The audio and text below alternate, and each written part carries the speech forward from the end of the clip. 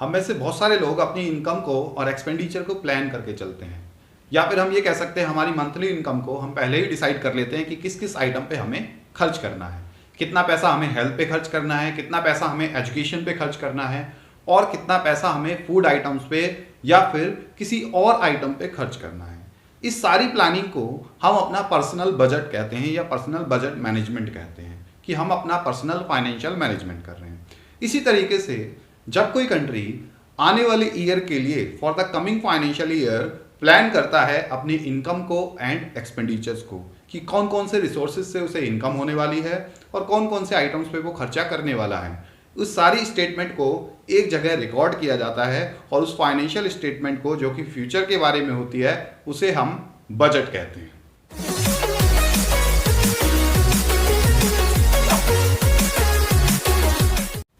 तो सबसे पहले तो ये जानते हैं कि बजट का मीनिंग क्या होता है।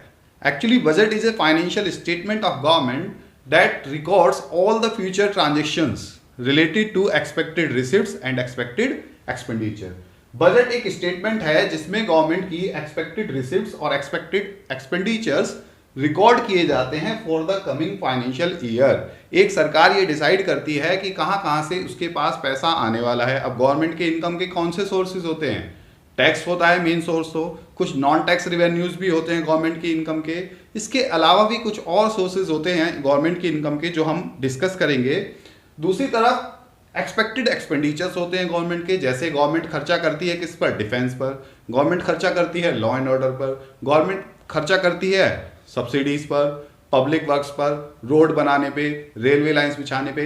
इन सब पे गवर्नमेंट क्या करती है? एक्सपेंडिचर करती है, और ये पहले से ही डिसाइड किया जाता है। जो हमारा फाइनेंशियल ईयर होता है फ्रॉम 1 अप्रैल टू 31 मार्च, उस फाइनेंशियल ईयर के लिए ये बजट डिसाइड किया जाता है किस किस आइटम पे गवर्नमेंट एक्सपेंडिचर करने वाली है और उस एक्सपेंडिचर के लिए गवर्नमेंट के पास कहां कहां से इनकम आने वाली है। ये सारी चीज़ों को एक स्टेटमेंट में रिकॉर्ड किया जाता है। एक तरफ रिसिप्ट्स लिखी जाती हैं, दूसरी तरफ एक्सपेंडिचर लिखे जाते हैं। उस फाइनेंशियल स्टेटमेंट को जो कि फ्यूचर के लिए है हम कहते हैं government budget.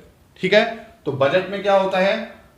Expected receipts and expected expenditures discuss किए जाते हैं गवर्नमेंट के। It is a kind of financial planning. ये एक तरीके की फाइनेंशियल प्लानिंग है गवर्नमेंट की, जिसमें वो डिसाइड करती है कि आने वाले साल में, कमिंग ईयर में उसकी पॉलिसीज क्या हैं। यहाँ पर ये बात इंपॉर्टेंट है कि बजट किसी गवर्नमेंट की पॉलिसीज को या उसके विजन को भी रिफ्लेक्ट करता है। मान लीजिए कि कोई गवर्नमेंट इस साल डिफेंस पे अपना खर्चा बढ़ा रही है या हेल्थ पर अपना खर्चा बढ़ा रही है, इसका मतलब उसका फोकस डाइवर्ट हो रहा है उस पर्टिकुलर सेक्टर की तरफ। या एग्रीकल्चर सेक्टर के लिए अपना एलोकेशन रिसोर्सेज का इंक्रीज कर रही है, या एम्प्लॉयमेंट के लिए इंक्रीज कर रही है, या लॉ एंड ऑर्डर पे खर्चा इंक्रीज कर रही है, तो इसका मतलब उसका जो फोकस है वो उन पर्टिकुलर सेक्टर्स पे है। इसी तरीके से गवर्नमेंट अगर इस साल टैक्सेस बढ़ा देती है किसी पर्टिकुलर ईयर में, अगर गवर्नमेंट पब्लिक के ऊपर टैक्सेस बढ़ा रही है, चाहे वो डायरेक्ट टैक्सेस हो चाहे इनडायरेक्ट टैक्सेस हो, अभी हम दोनों डिस्कस करेंगे, तो इसका मतलब गवर्नमेंट अपने रेवेन्यूज जनरेट करने की सोच रही है। गवर्नमेंट में बजट में गवर्नमेंट के डिसइन्वेस्टमेंट प्लान भी डिस्कस होते हैं कि इस साल गवर्नमेंट कौन कौन सी एसेट्स को अपनी बेचने वाली है, या बोरोइंग्स भी इसमें डिस्कस होती हैं गवर्नमेंट की। जब हम कैपिटल पार्ट पढ़ेंगे बजट का तो उसमें गवर्नमेंट की बोरोइंग्स, इन्वेस्टमेंट, ये सारी चीजें डिस्कस की जाती हैं। आज के वीडियो में हम केवल गवर्नमेंट बजट का मीनिंग डिस्कस कर रहे हैं और इसके साथ साथ इसके ऑब्जेक्टिव्स डिस्कस करेंगे। क्या डिस्कस करेंगे? Government budget and it's objective, की गवर्नमेंट बजट बनाती क्यों है। तो आइए अब डिस्कस करते हैं गवर्नमेंट बजट के ऑब्जेक्टिव्स। गवर्नमेंट क्यों बजट प्लान कर रही है, क्यों एडवांस में प्लानिंग करती है। ठीक है, अगर हम बात करें फर्स्ट ऑब्जेक्टिव की गवर्नमेंट बजट के, तो पहला ऑब्जेक्टिव होता है गवर्नमेंट के बजट का जीडीपी ग्रोथ। हर कंट्री की government, every government wants to increase its GDP. कोई भी गवर्नमेंट अपनी जीडीपी को इंक्रीज करना चाहती है, आउटपुट को इंक्रीज करना चाहती है। अब गवर्नमेंट बजट के थ्रू कैसे आउटपुट को या जीडीपी को इंक्रीज कर सकती है, उसके लिए दो तरीके हैं गवर्नमेंट के पास। Expenditure on public work. सरकार क्या करती है? अपने बजट में ये डिसाइड करती है कि आने वाले साल में पब्लिक वर्क्स पे कितना एक्सपेंडिचर करना है, यानी कि पब्लिक इन्वेस्टमेंट कितनी करनी है। Roads, railway line, public projects, public sector companies, इन सब में कितना पैसा इन्वेस्ट करना है, जिससे कि बूस्ट मिल सके इकोनॉमी को, इकोनॉमिक ग्रोथ हो सके। इसके साथ साथ गवर्नमेंट ये भी कोशिश करती है कि कमिंग फाइनेंशियल ईयर में कैसे इंड्यूस करना है प्राइवेट इन्वेस्टमेंट को। अब उसके लिए गवर्नमेंट क्या करती है, प्राइवेट बिजनेसेस को बहुत सारी टैक्स रिबेट्स देती है, बजट में ही डिसाइड होता है, ये सब्सिडीज देती है कि इस पर्टिकुलर बिजनेस को हमने सब्सिडी दी है जिससे वो ग्रो कर सके। ये सारी चीजें गवर्नमेंट के बजट में डिस्कस की जाती हैं, ये गवर्नमेंट के बजट के ऑब्जेक्टिव में आती है। दूसरा क्या होता है बजट का ऑब्जेक्टिव गवर्नमेंट का, allocation of resources. Allocation of resources का मतलब है गवर्नमेंट अपने रिसोर्सेज को ये डिसाइड करती है कि कौन कौन सी गुड्स एंड सर्विसेज को प्रोड्यूस करना है और कैसे करना है, या फिर कौन सी गुड्स के प्रोडक्शन को एनकरेज करना है, कौन सी गुड्स एंड सर्विसेज के प्रोडक्शन को डिस्करेज करना है। जैसे कि हम बात करें यहाँ पर गवर्नमेंट का दो चीजों में चॉइस होती है गवर्नमेंट के पास। क्या चॉइस होती है, या तो प्रॉफिट मैक्सिमाइजेशन या सोशल वेलफेयर। अब इस ऑब्जेक्टिव में अगर हम बात करें तो जो डेंजरस गुड्स होती हैं हेल्थ के लिए या हैजार्डस गुड्स होती हैं ह्यूमन हेल्थ के लिए, लाइक सिगरेट, लिकर, इन सब पे गवर्नमेंट क्या करती है, हैवी टैक्सेस लगाती है जिससे इन गुड्स का कंजम्पशन कम हो सके।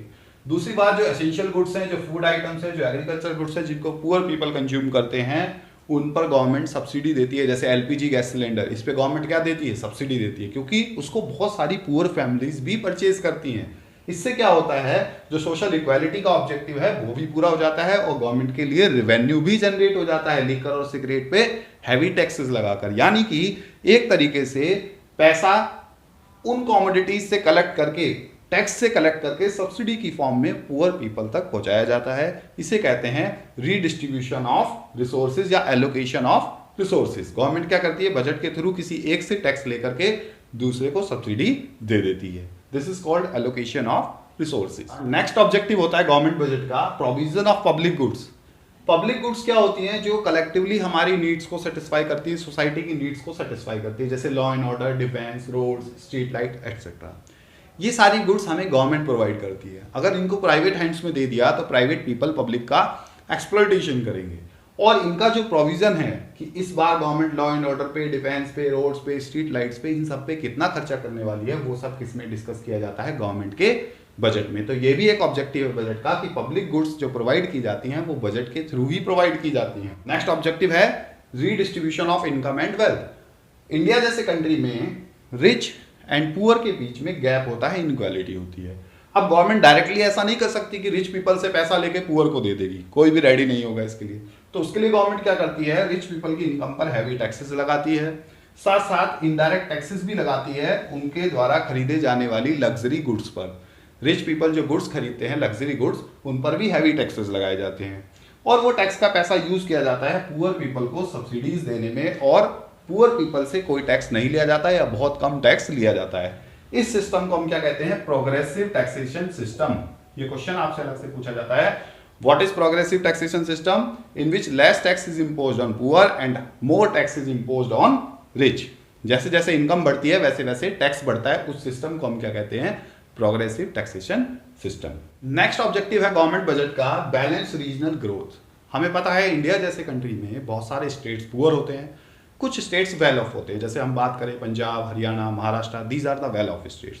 कुछ बैकवर्ड स्टेट्स भी होते हैं, जैसे हम बात करें बिहार, झारखंड, उड़ीसा, मध्य प्रदेश के कुछ एरियाज हैं जहाँ पर बहुत कुछ ऐसे रीजन हैं जो बहुत ज़्यादा बैकवर्ड हैं। अब गवर्नमेंट करती क्या है, जो वेल ऑफ रीजन से या वेल ऑफ स्टेट्स हैं वहाँ से फंड्स कलेक्ट करती है थ्रू टैक्स और ट्रांसफर करती है उन बैकवर्ड स्टेट्स में बाय स्टैब्लिशिंग न्यू इंस्टीट्यूशन। नई इंस्टीट्यूशन स्टैब्लिश करती है, जैसे कोई मेडिकल कॉलेजेस खोलेगी, नई सेंट्रल यूनिवर्सिटीज़ लेकर आएगी, वहाँ पर नए केंद्रीय विद्यालय खोलेगी, एम्प्लॉयमेंट की अपॉर्चुनिटीज जनरेट करेगी या स्पेशल इकोनॉमिक जोन्स बनाएगी उन बैकवर्ड एरियाज में, जिससे कि वो बैकवर्ड एरिया अपलिफ्ट हो सके, उनका डेवलपमेंट हो सके। ये सारी चीज़ें गवर्नमेंट के बजट में डिस्कस की जाती हैं। गवर्नमेंट क्या करती है, अपने बजट के थ्रू बहुत सारी एम्प्लॉयमेंट अपॉर्चुनिटीज़ भी लेके आती है। जैसे एमजी नरेगा के थ्रू इस बार हम कितने रोजगार देने जा रहे हैं, ये बजट में डिस्कस किया जाता है।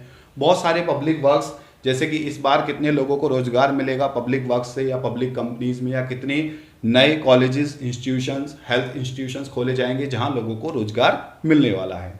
ये सारी चीज़ें गवर्नमेंट के बजट में डिस्कस की जाती हैं। तो गवर्नमेंट का बजट एक एम्प्लॉयमेंट अपॉर्चुनिटी भी रिवील करता है गवर्नमेंट की पब्लिक के सामने।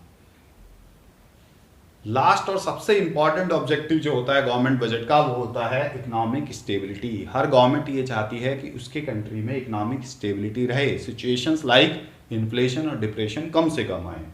तो गवर्नमेंट अपने बजट के थ्रू, अपनी फिजिकल पॉलिसी के थ्रू इन्फ्लेशन या डिप्रेशन को कंट्रोल कर सकती है। लास्ट वीडियो में भी हमने डिस्कस किया था, जो हमने एक्सेस डिमांड और डेफिशिएंट डिमांड वाला वीडियो देखा था।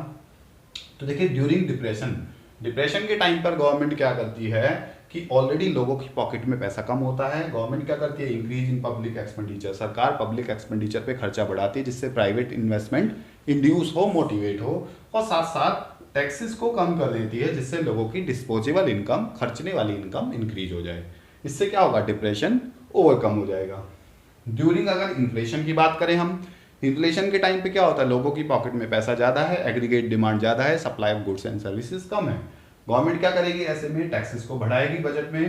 टैक्स बढ़ाने से क्या होगा, लोग खर्चा कम करेंगे, उनकी डिस्पोजेबल इनकम कम हो जाएगी। साथ साथ गवर्नमेंट क्या करेगी, decline in public expenditure. Public expenditure decline करने से क्या होगा, इंड्यूसमेंट टू इन्वेस्ट कम हो जाएगी, एग्रीगेट डिमांड कम हो जाएगी और इन्फ्लेशन कंट्रोल हो जाएगा। तो इस तरीके से गवर्नमेंट क्या करती है, इन्फ्लेशन और डिप्रेशन को कंट्रोल कर सकती है। These are the objectives of government budget. इनमें से कोई एक या दो ऑब्जेक्टिव आपसे फाइनल एग्जाम में जरूर पूछे जाते हैं हर बार सीबीएसई में, तो इनको बहुत ध्यान से स्टडी करना है। कोई क्वेश्चन है तो आप मेरे से कमेंट बॉक्स में पूछ सकते हैं। वीडियो अगर अच्छा लगा है तो लाइक का बटन जरूर प्रेस कर दीजिए। चैनल को अभी तक सब्सक्राइब नहीं किया है तो जल्दी से जल्दी सब्सक्राइब करें जिससे लेटेस्ट इन्फॉर्मेशन आपको मिल सके। Thanks for watching creative economics.